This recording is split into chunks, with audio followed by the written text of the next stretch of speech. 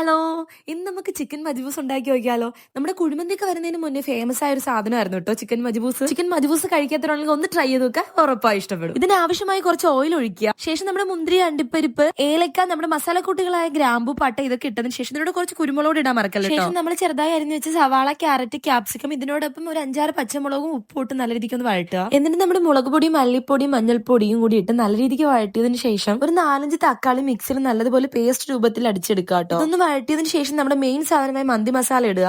ഇത് നല്ലതുപോലെ ഒന്ന് വഴണ്ട് വന്നതിന് ശേഷം നമ്മളിവിടെ കഴുകി വൃത്തിയാക്കി വെച്ചിരുന്ന കോഴിയാണ്.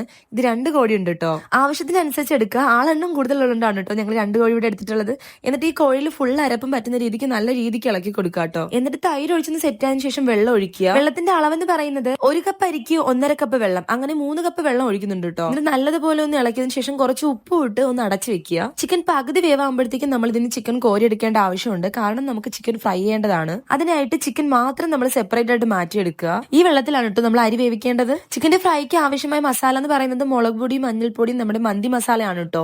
കൂടെ കുറച്ച് ഉപ്പും വെള്ളം. ഈ ചിക്കൻ തറയിൽ പോകുമോ ഇല്ലെന്നാണ് കേട്ടോ ഞാൻ നോക്കിക്കൊണ്ട് നിൽക്കുന്നത്. ശേഷം നമ്മൾ മാറ്റി വെച്ച റൈസിലേക്ക് ഒരു മാഗി ക്യൂബും 2 ഉണക്ക നാരങ്ങ ഇട്ടതിന് ശേഷം കഴുകി മാറ്റി വെച്ചിരുന്ന റൈസ് എടുക്കാം. നമ്മളിവിടെ എടുത്തിരിക്കുന്ന റൈസ് എന്ന് പറയുന്നത് ഗോൾഡൻ സെല്ലാ റൈസ് ആണ് കേട്ടോ. റൈസ് ഇട്ടതിന് ശേഷം നല്ലതുപോലെ ഒന്ന് ഇളക്കി ഉപ്പ് ഇട്ടൊന്ന് അടച്ചു വെക്കുക. ഈ റൈസ് വേവുന്ന സമയം കൊണ്ട് നമുക്ക് മാറ്റി വെച്ച ചിക്കൻ ഇല്ലേ അതൊന്ന് ഫ്രൈ ചെയ്തെടുക്കാം. ചിക്കൻ മജ്ബൂസിൽ ചിക്കൻ ഫ്രൈ ചെയ്താണ് കേട്ടോ എടുക്കുന്നത്. ചിക്കൻ ഫ്രൈ ചെയ്ത് എടുക്കുന്നത് കൊണ്ട് തന്നെ ചിക്കന്റെ പീസിലെല്ലാം നല്ല രീതിക്ക് മസാലകൾ ദം പൊട്ടിക്കുന്ന സമയത്ത് നല്ല മണമാണ് കേട്ടോ അത് കഴിക്കാൻ. ഇത് നോമ്പ് സമയങ്ങളിലും നമ്മുടെ പെരുന്നാൾ സമയങ്ങളിലൊക്കെ പെട്ടെന്ന് ഉണ്ടാക്കാൻ പറ്റിയൊരു സാധനമാണ് കേട്ടോ.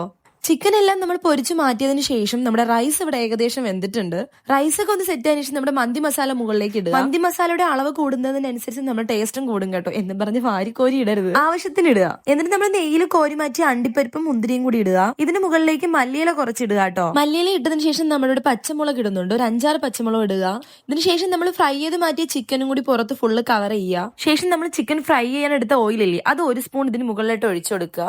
ആവശ്യമുണ്ടെങ്കിൽ മാത്രം കുറച്ചും കൂടി മല്ലിയില യൂസ് ചെയ്തതിനു ശേഷം ഒന്ന് അടച്ചു വെക്കുക. ഒരു അരമണിക്കൂർ കഴിഞ്ഞിട്ടാണ് കേട്ടോ ഞങ്ങൾ ദമ്മ് പൊട്ടിച്ചത്. ഈ ആവി പറക്കുന്ന കണ്ടില്ലേ, ഇപ്പൊ പൊട്ടിച്ചതേ ഉള്ളൂ. അതിന്റെ മണം ഉണ്ടല്ലോ, ഒരു രക്ഷയിലായിരുന്നു, അടിപൊളിയായിരുന്നു. ഇതിന്റെ ലോങ് വീഡിയോ ഞാൻ പോസ്റ്റ് ചെയ്തിട്ടുണ്ട്, കാണാത്തവരാണെങ്കിൽ ഒന്ന് പോയി കാണണം കേട്ടോ. അപ്പോൾ വീഡിയോ ഇത്രയേ ഉള്ളൂ.